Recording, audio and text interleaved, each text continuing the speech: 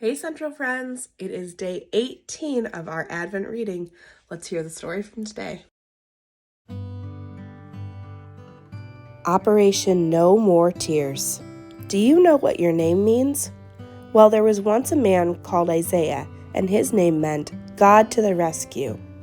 That might sound like a bit of a funny name to you, but it was just the right name for Isaiah, because God had a special job for Isaiah. You see, Isaiah's job was to listen for God and then tell people what he heard. Now, God let Isaiah know a secret. God was going to mend his broken world. He showed Isaiah his secret rescue plan, Operation No More Tears. This is the message God gave Isaiah. It was like a letter God wrote to his children. Dear little flock, you're all wandering away from me like sheep in an open field. You've always been running away from me, and now you're lost. You can't find your way back. But I can't stop loving you. I will come to find you, so I'm sending you a shepherd to look after you and love you, to carry you home to me. You've been stumbling around like people in a dark room, but into the darkness a bright light will shine. It will chase away all the shadows like sunshine. A little baby will be born, a royal son. His mommy will be a young girl who doesn't have a husband.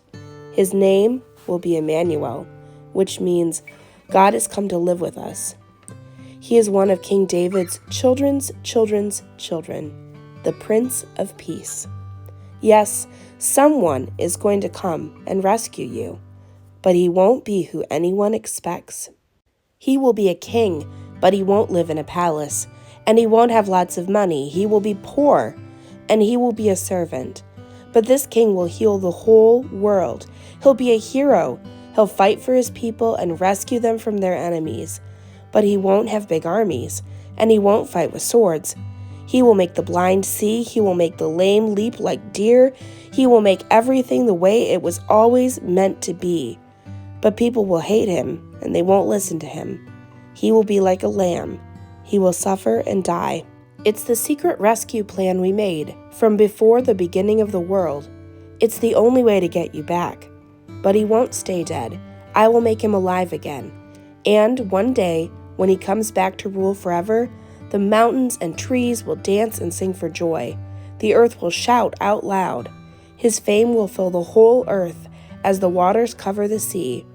Everything sad will come untrue. Even death is going to die, and he will wipe away every tear from every eye. Yes, the rescuer will come. Look for him, watch for him, wait for him. He will come, I promise. Poor Isaiah. He read God's letter over and over to God's people, but no one listened to him. At all. Ever. They didn't want to hear God's promise. They didn't believe it. Did it sound maybe too good to be true? A story that ends happily ever after? Well, it does sound like a fairy tale, doesn't it? And as anyone will quickly tell you, fairy tales aren't true. Or are they?